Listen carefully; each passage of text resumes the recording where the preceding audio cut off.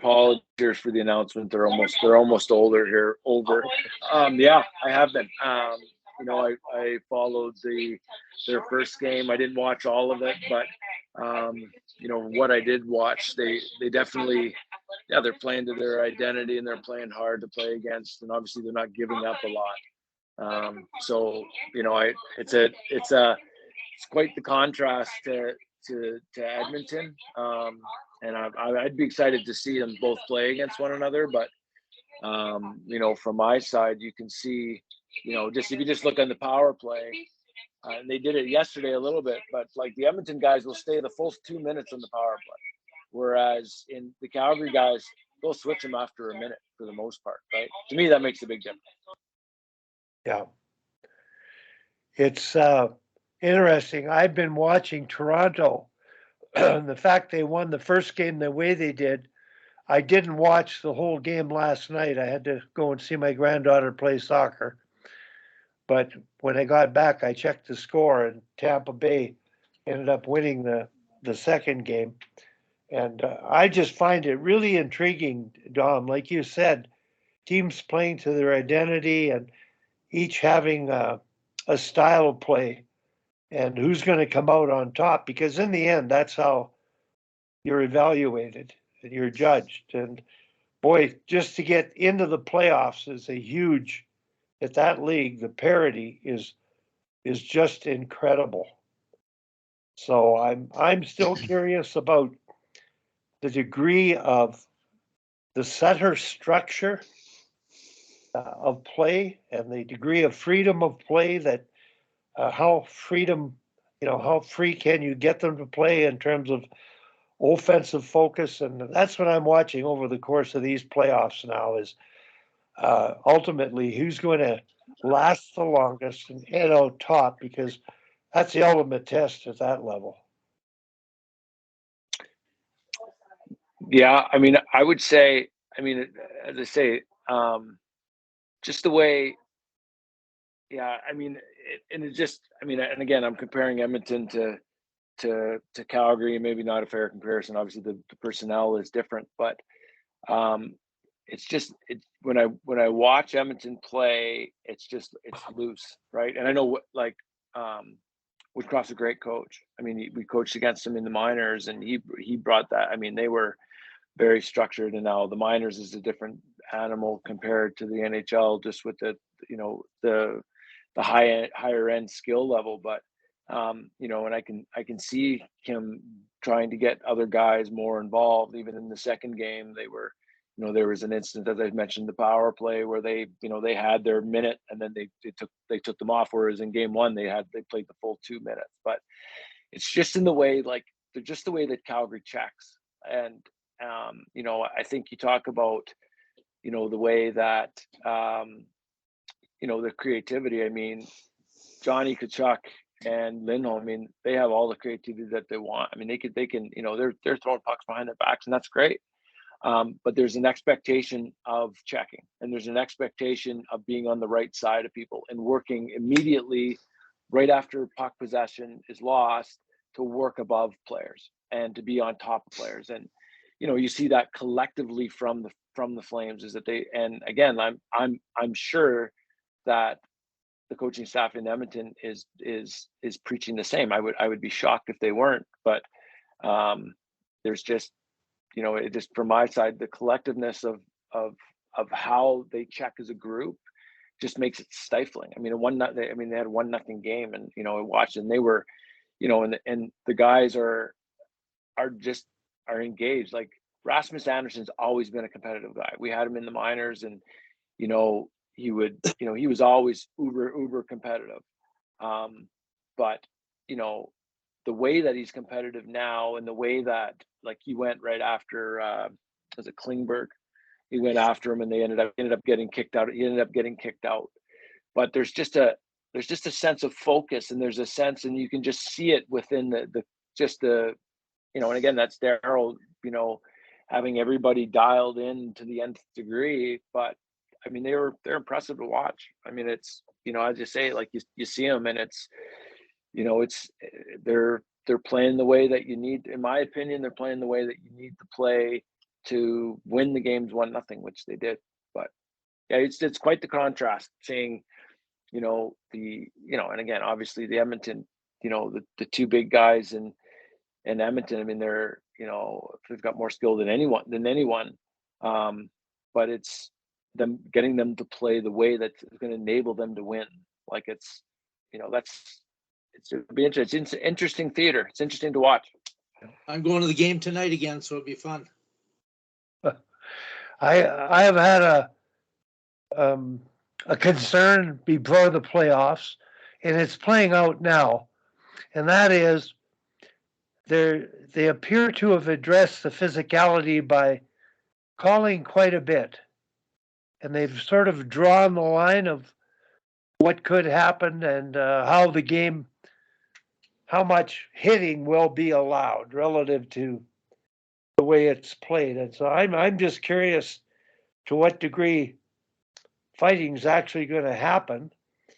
And when you have non-fighters pair off and go at it, they're being very competitive, but that's definitely not what they're there for. I'd hate to see somebody break a hand, but I'm just wondering to what degree are officials controlling the outcomes by calling too much?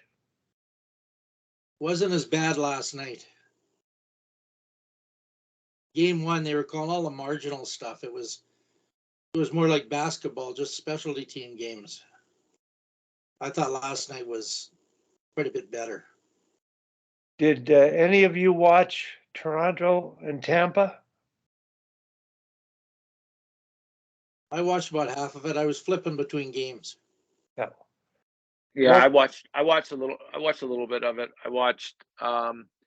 I saw the last little bit when they kind of mounted a little bit of a comeback there. Yeah, I mean, yeah, no, I mean they and you can see, and again, I don't watch a lot of Toronto. I mean, but you can see like Matthews was trying to get involved. You could see him trying to win loose puck battles. You could see, it was. I mean, you can definitely there's definitely a more conscious effort of those smaller battles and details. It's just you need to play that way consistently. Like you have to play that way consistently for over the course of time. And again, I shouldn't actually probably even comment on it because I haven't watched that closely in the regular season just to see how exactly that he was playing. But it stood out to me yesterday. There was a couple instances where he was, from my perspective, he was a little more like this. There was more second effort. There was more doggedness on the puck, and there was a little more desperation, I guess, a little more desperation in his play. I mean, they ended up losing, but there was desperation when when there was puck retrievals, so I mean, again, but you have to. I mean, that's the reason why it takes a while for teams to learn how to play and learn how to win, because you have to play that way consistently over the course of time, and then it just escalates and manifests itself in the playoffs. And so you've played that way the whole way along. It's not just a switch that's flicked. But I mean, I think there was more desperation from certain players that I hadn't noticed in the past from Toronto. I mean, it ended up not working out for him yesterday, but it was noticeable. Yeah, I only watched the first period. I thought they appeared to dominate offensively. They were on the pucks, and relative to what I know they do offensively, they sort of go beyond what most other teams do with the puck, especially their top unit.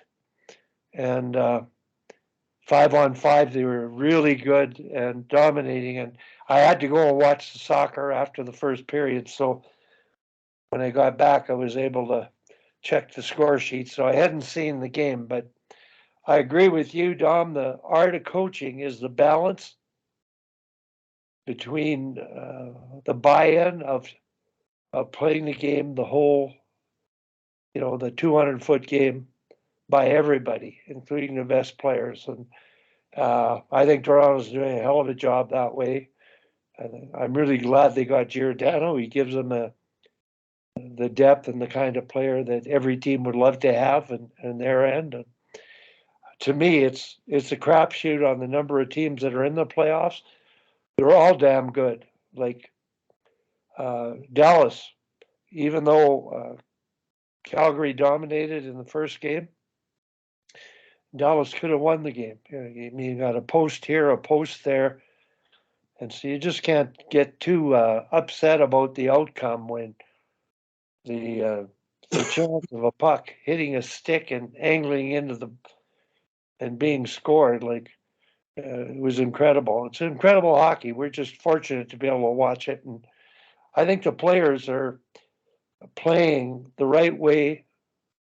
I don't think, Don, they're playing like they did back in your day, where you just you had to keep your head in the swivel to be to stay alive out there. The physicality of the game, they haven't crossed that line. That's what I was worried about in the playoffs here. Is they define the line through officiating, players will fall into it, and like Tom said, and your assessment was right. There were too many power plays, but at least it was consistent, and they've drawn the line, and maybe they'll ease up now, and maybe they'll tighten up when they have to if the need arises. But I think they've done a hell of a job with that league and the parity. So, Tim, are you watching the NHL down there like we do in Canada with your team? Yes.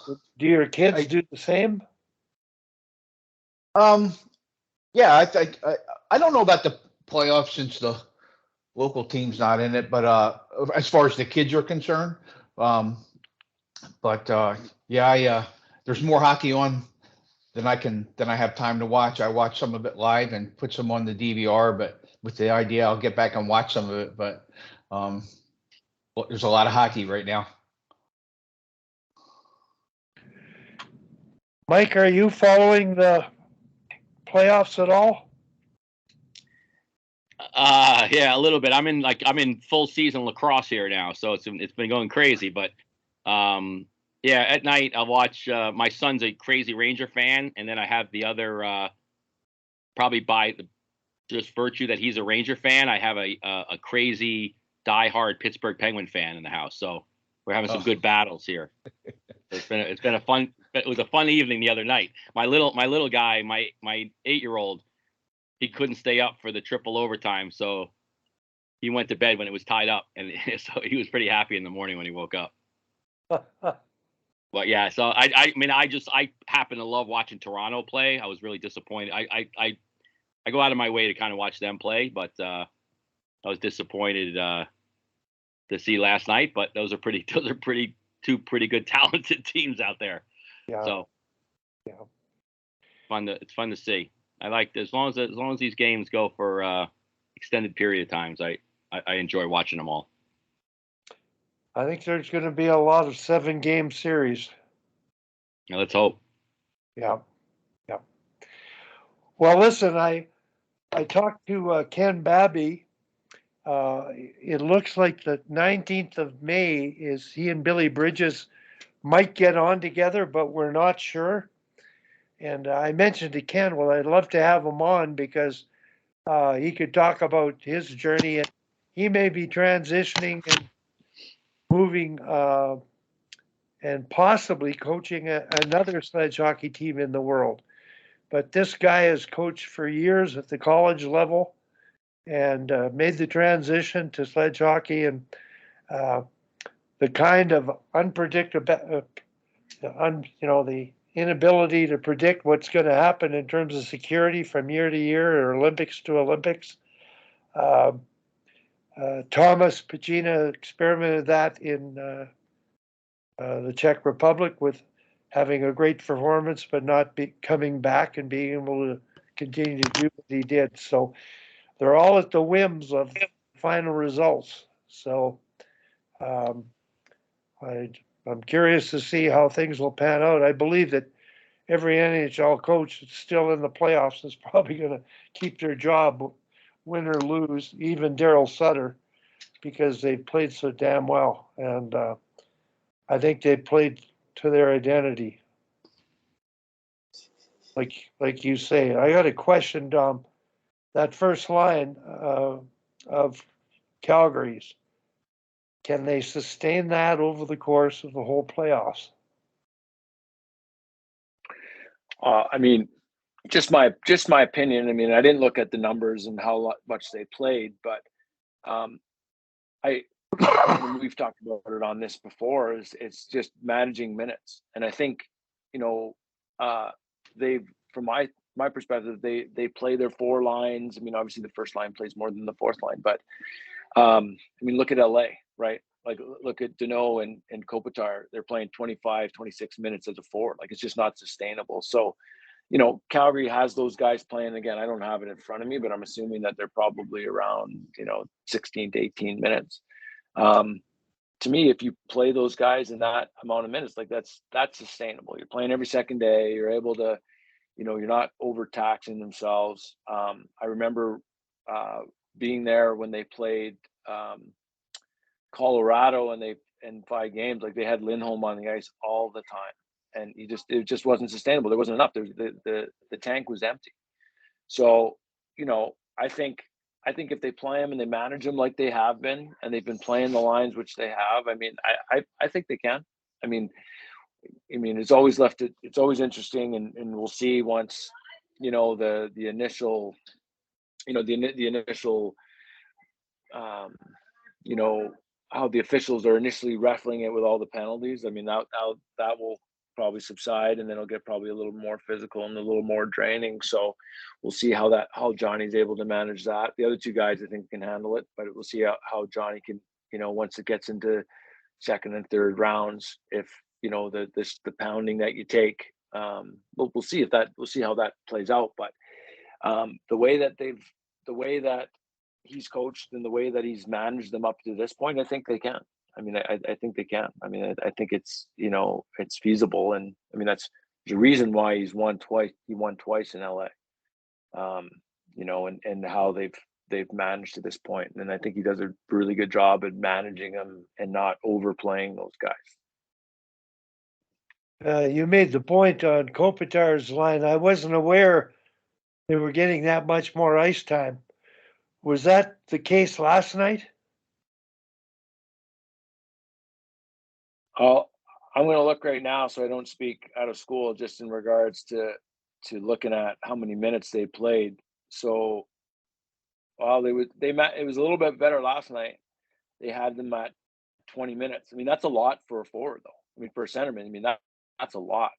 Oh, I mean, yeah. the game prior to that, they had him 25. I think it was Kopitar was close to 26 minutes, and I think Deneau was 23 or something like that. Like, that's, as a centerman, like, you're taking all those important faceoffs, and I get it. Like, those draws are important, but that ends up being that compounds to the point where, you get to the point where there's nothing left. So, and it looks like they managed it a little bit better. They spread it out a little bit more. I mean, in the first game, Brendan Lemieux played 2 minutes. He played 8.5 last night. So, I mean, that's more manageable from my side of things.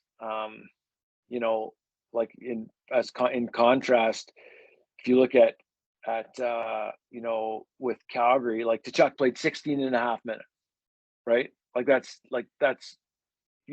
sustainable. I mean, Lindholm did play 20. Johnny played 18, but Backlund played 18, so they have it spread out, right? I mean, they had the lowest amount of minutes. So Lucic played 10 minutes, and Brad Ritchie played like 7.5. But other than that, everybody played. They had it spread out a little bit, right? I mean, that's the way that you're going to be able to be sustainable and to go long into the playoffs. And some teams don't have the luxury of that. Like Byfield in LA. I mean, he's a young kid. I mean, you saw it. He took a penalty. I think he took a penalty in the first game on Draisaitl driving through the seam. I mean, it's just, you can't. And I mean, you look at Edmonton's, like, if Edmonton's put on the power play, I mean, 4 or 5 times. I don't know what they finished last game, but they were, at one point, they're 3 for 5 So, I mean, if you can't put guys on the ice because they're going to take a penalty, that's problematic. So, I think it's just a battle of attrition, and I think Edmonton will if they end up spreading it out a bit, they'll outlast the Kings. But you absolutely have to, it's a fine line between getting your stars out there but giving them enough rest and enough juice to be able to do what they do. Because if they're spent, then they're not going to be able to do the elite things. Then they'll just be like everybody else, and then they'll be able to, they'll be, the second or third and fourth lines will pull them down to their level, and they won't be able to separate and won't be able to have that, that little bit of juice to be able to make the difference. So, but yeah, no,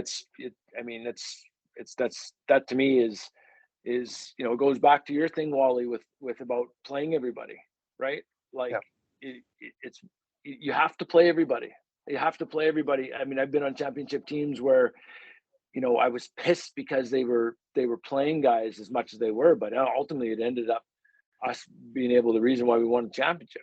But I mean, it's gonna get ugly at times, and in the NHL, there's pressure every single day. There's pressure. I remember when we played in Edmonton, it felt like we won every single game, and we barely made the playoffs. Like we were winning all the time. But that's the thing. There's a pressure. Like in the regular season, if you lose 2 or 3 in a row, it's the end of the world. And so of course you're going to play your extra guys. If Johnny's going to get me an extra couple of goals, if the chances of Johnny Goodrow scoring or of Brett Ritchie scoring, I mean, you're going to put Johnny out there. But in the long term, you're going to need those guys consistently playing to be able to give yourself a chance. And as I say, Daryl knows what he's doing. I mean, obviously, his results speak for themselves. Mike Benelli. Yeah, I was gonna say one of the things, obviously because I get to watch the Rangers a lot because of my son, that I watched the other day, which was really, I think, to Dominic's point, was I think he had like the Reeves line out there, like even in the second, third overtime, on a consistent basis. Like there was no, like it's game one. He knows that, right? The average fan doesn't see that. The average fan says, "Oh no, you got to win today," and Gallant's like, "No, I got to win over the next 4 weeks." Like, so I think that's a great point. Is that you have to find a way not only to play everyone because it's fair, but to play everyone and know how to manage your bench and your star players. And to Dominic's point, so you can get the Goudreaus out there, or in the Rangers' case, the Panarins out there in Game 4 when they need to be stretched. And I think so many average or just casual fans don't see that. Like, I even hear, you're like, what the hell is he doing out there? Like, why do they have that line out there? Well, you can't have your first line out there especially on some of these games when you have, these 5-minute majors or, back to back penalties and the power play units out there. I think it was Daryl Sutter too that said it, right? That it's almost like it was almost too many power plays. Like you'd rather not have all those power plays in a row because you keep putting the same guys out there, and it just doesn't help you in the end. So I love that. I think it's really astute to see these coaches that know how to manage their bench and put everybody in, not only for the fairness or to get everybody to buy in, but to understand they have to manage these professional athletes, because the athlete will go out there every shift. They don't care, right? The athlete will be like, no, I'm ready to go. And you almost have to control that athlete and say, I'm helping you here for the long term. So, but I thought that was great. I call it the art and science of coaching. The bench management has a scientific, physiological effect, energy. In minor hockey, I am appalled at the degree to which, at the U10 levels and U13 levels and AAA levels, ice time is mismanaged for the outcome. And they ignore the art, the psychology of the player feeling part of the team and playing more. Now, Dominic, you're able to call it the stats, and I'm sure the NHL has them, and I'm not good at accessing them or trying to draw conclusions, but I've always felt the teams that won the Stanley Cup had the most balanced minutes in the playoffs. And I'm curious to see if you ranked the last 4 teams and looked at those minutes. I'm really curious to see if that general theory proves itself out. So, Dom, if you have time at some time to look at that and watch the playoffs as they go on, I'm curious about how's Toronto managing all those minutes, because the effect of that managing has to do with energy, number one, which is the science, and the psychology of coaching and the players feeling valued and part of the team. And I think in Edmonton's case, I think up until Woodcroft, there was a lot of players there that just didn't get any ice time, that couldn't contribute and didn't feel a part of it. And now they've got a bit of a team philosophy going for them. So Dom, do me a favor, and I might call you during the playoffs to remind you of keeping track of that and sorting it out. And if you've got a techie guru out there that could arrange a ranking of the top 4 teams on their minutes managed, I'd really love to see that. But I've always felt, I've watched so many city championships at the Pee Wee level, Bantam level, where I'm watching the 2 ringers be double shifted every second shift and get totally exhausted for the third period and not win. And I just think that's common sense. That's ridiculously stupid coaching, but that's the way people coach. Shortening the bench is the poorest excuse for coaching that there is. I've had my chance to preach. So any other thoughts on the playoffs, anybody?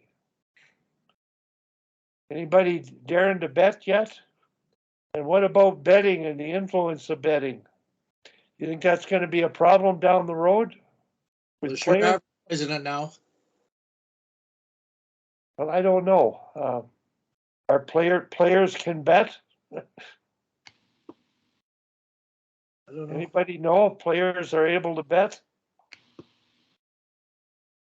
Well, you'd hope not, but Well, it's out there, that's for sure. it's that goalie for Dallas. He's unbelievable. That young kid they got there, Yeah. the NCAA. They're he gives them a chance for sure.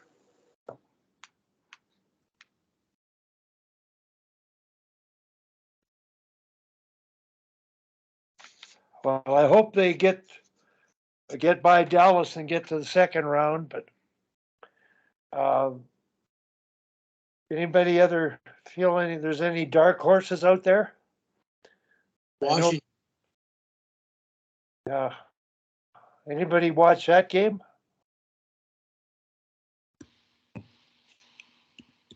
That's the team that Jim picked. Which game? Sorry. Washington. Oh yeah, yeah. I mean, there's a couple guys I watched. Sam Bennett and Ryan Lomberg are both playing with Florida, so I had some interest in watching that. I mean, something to be said for having won before and knowing how to win. Obviously, Florida had a great year, and they have some great tools. But there's, as I said, there's something to be said for, knowing the limits, of what you can get away with, the limits on how things are, need to be played. But it should be a good series. I mean, as I say, like if you look at it on the surface, you would think Florida should be able to, should have their way. But it's not the, as I say, it's not the case. I mean, it's Sam Bennett scored again in the playoffs. I mean, he steps up to his game, or maybe it's that he just plays the same way that he would normally play, and it's just it's not a change for him. Maybe that has something to do with it. But I think that'd be an interesting series as well. I mean, Florida has a lot of firepower. They have a lot of talent. They have got good goaltending. You would think on the surface they would have, a pretty good team to be able to go away because they have a lot of depth. But does the depth know how to win? That's all. That's ultimately what it is. The Brendan Montours and some of these younger defensemen that are skilled and can skate, but are they willing to do the small details to be able to win a close game? Right. I mean, it was, you know, that ultimately comes down to be the question: is do they have um, enough experience and enough composure to be able to stay on the tracks, right? It's interesting. There was a talk show when I was driving in the afternoon yesterday, exactly about what you said, Dominic. They talked about Washington and the experience that they had. They also mentioned that Washington trapped in the neutral zone. I didn't watch the game close at all to see if that was true, but most of the conversation was related to the experience of the players having been through it before. And I'm hoping for Calgary that experience will have paid off here and get them past the first round at least. So, Mike, your hand's still up. Have you got another? Yeah. No, sorry. I was gonna share my screen and see if this is what you thought, but I have I just pulled up the Instat. Let me see if I can get it. Let me see if I can get it so you guys can see it. Just on Edmonton last night, and I don't know if you're seeing my screen or not yet. Not yet. All right, 1 second here. Let me. You can't see that, huh? No. I see it. Yeah, I see it. Oh, you do? Okay. Oh, sorry. Yeah. So if you see, this is the Instat. This is the Edmonton Oilers last night, right? And I was just interested in like what you're saying, Wally, just about time on ice. Obviously, Mike Smith had his 60 minutes, but I think it's pretty. You look at all the D here. Read them off because I can't see it for some reason. Oh, you can't? No, it's gonna be too hard to read them off. But I'll share. I could share. But it's if you're looking for statistics like that, I mean, this is the Instat program is a great, great way to just see, find information on where you think players like. So if you had an interest in seeing how much ice, who Connor McDavid had compared to, who would be a fourth line player on Edmonton. I mean, Cassian Fogel. Yeah, so look at Connor McDavid at 16:55 of ice time, and then Fogel had 9 minutes of ice time, and Casson 8 minutes of ice time. So, but you wonder like where they were used the most in relation to when they needed to be on the ice, right? But you look at the rest of the team. You look at these forwards. Evander Kane 19 minutes. I mean, I don't know how that's a lot. That's a lot more ice time than McDavid. Yeah, but maybe in this game, maybe because it was maybe because of the score. But it's just good. I like these are great ways to just read these stats and kind of look at time on ice and how they contribute to the as far as the fairness of the team. Yeah. No, that's good to hear. I was curious about that, Mike. Thanks for bringing it up because, and Dom, you had mentioned the one player, Lewis, getting 7 minutes, and 8 and 9 were the bottom minutes in the Edmonton part of the roster that last night's game. Yeah, Fogel and Casson had 9 and 8 respectively. So I was sort of wondering, Dom, in the NHL, what's the lowest number of minutes? And I think Daryl, 7 minutes surprised me. I thought 9 minutes would be about the lowest. Curious to see how it all ends up and filters in the wash. But what do you do? Just Google Instat? No, it's a program I own. I use it because I do it for like when I'm working with my kids. When I work with the kids on their development, it's the only way I can get stats for like the BCHL and everything. So it's just a program that I subscribe to. Okay, I might subscribe to that. That's good. Yeah, or let me You know. can get it on NHL.com too, Wally. You can get, I mean, it's not as Yeah. in depth as the Instat. They do a real good job. Yeah.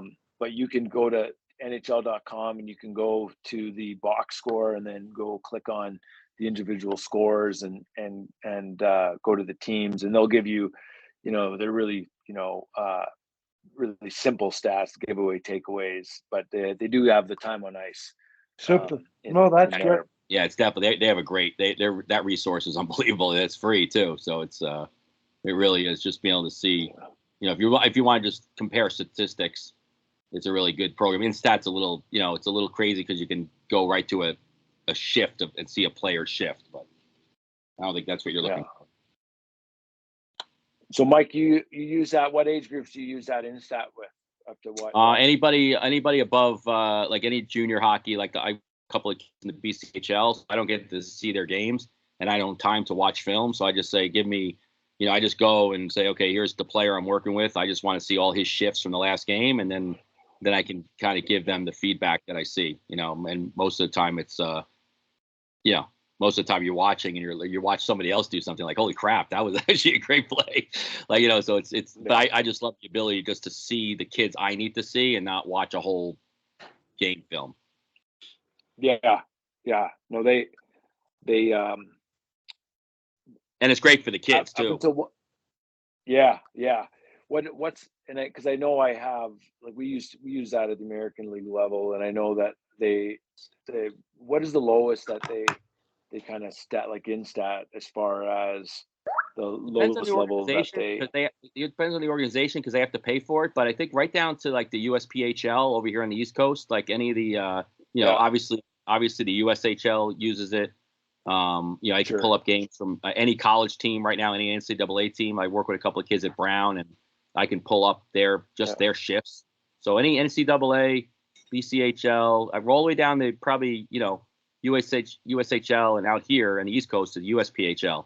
But under that, it all depends on the team. Like some of the other organizations, like the New Jersey Titans or something like that, they'll put their game, they'll purchase the Instat program for their own organization. So you can, so like if my team's playing them, I don't own it like for my team because it's just my kids, I don't need it.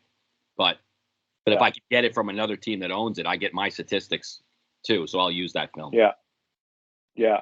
What's the lowest age level in which you coach? Yeah, I got right now I coach 6-year-olds, so I coach everything. I'm basically, I go all the way down to physically coaching. I do a lot of work with the NHL, with the Rangers over here with their rookie leagues and learn to play. I get the back-breaking kids, and then I get to play with the big boys. Yeah. I formulated that question wrong. So what below, let's say the BCHL and the USPHL, you coach like the high school, and right below that, like you coach I'm doing like 14U is the last team I had, was now will be 15U, so midget minor. Yeah. So like how many assistants do you have for that team, for instance? Like were you the head and you had assistants on that team? Yeah, so me, I kind of try to form it as like three staff members with me. That's my ideal situation. I mean, most of the guys I work with are volunteers, so I can't really demand too much out of them. But I kind of tend to like to. And actually, I got this from Tim. I had him on one of my shows with Gino Cavallini, and I like that, the idea of being like on the bench and then having somebody working with the two, the forward and the D, and kind of overseeing that. That's how that's ideally how I like to do it at that level. But most of my guys are volunteers, so. Yeah. What level of video do you do with those guys, if any? They see video every day. I'll do a lot of clips. Like I use that Power Player program to send them. I'll probably send them like on average like 6 clips a week. They're all 6 clips, just little. And a lot of times it won't even be of them. It'll just be like a college game, or I actually use a lot of women's game footage because it looks more like them. Like the women's game, like that I see, looks more like our 14U game than than a pro game. I mean, you can't show Connor McDavid video. It's just No, these guys are freaks. no. Like they're just doing things that Yeah. normal people just don't do. Yeah. What kind So of I clips try to- are you showing them? Just little things like where a player positions themselves, or like center lane drives, or how somebody takes a 2-on-1 and plays that. Like I'm not a fan. I hate people leaving their feet on D. I hate it. I don't like I don't like when I hear. I'm just not a fan of like you leaving a goalie out to dry. Like little things like that I think the kids can see in video, because these kids live in video, right? They're immersed in video all day. Yeah, no, yeah. I'm just trying to, because obviously I get our video, and then they have like Huddle has this. It's called Huddle Assist. Yeah, that's You great. send it in, and yeah, and they'll send it back to you. But I mean, they send back, and the thing is, what they'll send back is shots, block shots, goals, assists. I mean, it doesn't. So from a standpoint of what to really show, like it's tough. I'm just looking at it from a time management side of things to be able to get it out to kids, right? Because I mean, hey, I can cut down a video like I did when I was pro, but it takes me 3 hours to do. So that's not feasible, right? So it's and the I'm kids just won't trying to. They won't watch it either. It's No. too much. Like, my kids, I just give them like literally it's like 3 or 4 15-second clips, and it's just something that they can digest, and I can have a conversation with them about. And most of the time it's generalized. Like it's really hard with the kids I work with to just pinpoint one kid. Like that's hard because it's nobody else. I just don't have the time. If the kids I work with individually, I'll do that. But I think for when you're working with a team, like I'm sure like a guy like Darryl Belfry can do that because he's focused on one individual player. I can't do that. I have 15 kids, and I have to be very general. Like, okay, if we're playing D, this is what we should look like. If we're driving the net, this is what it should look like. Things like that. Yeah. So you'll have a database of clips that you have that you'll just show clips to, like, because you're obviously you have to put in that work at some point, but it's not like, so you'll have clips like categorized as like line rush or defensive zone or whatever or offensive zone, and then you'll just have a database that you'll give them clips, or will you have something that happens in the game and you're like, oh geez, we need to have this, and go look at them at that point? Like what's your process there? My process right now the last 2 years, because of the time constraints, is it's a la carte. Like I'll see something we did in the game, and then I'll see something, I go, oh, I got it, that actually happened yesterday. Like, so if I'm watching a college game, my process is literally I save it on my phone. I go to quote unquote Coach's Eye. I don't know if you've ever seen Coach's Eye, but I just I'm on my phone. I show the video. I talk. I telestrate 15 seconds, and I text it out. Nothing crazy. Nothing. I don't need, I don't need any screen. Nothing fancy. There's no music or anything. Just very simple. No music. So you screen cap. So you screen mine capture it. don't look as good as Tom Malloy's. His actually look really good, but mine are very simple. Mine are just like here's a 15 seconds of, like, I'll steal like if Dominic, if you posted something on Twitter, I'll just screen grab that, and I'll just say, hey, this is something I really like that you guys should look at, and then I'll send it to him. And just for that, just to kind of, I just try to get in the habit of sending good habits. Like, just this is actually this is a great thing, great habit. Look at this, and just more, because I don't think enough of our kids in my world that I'm in, I don't think a lot of them watch hockey to watch hockey. I think they watch hockey to see, like, oh my God, look at that big hit, but they don't watch hockey to say, wow, did you see how that player got to that place? Like, how did they get there? And they don't know that. They don't see that.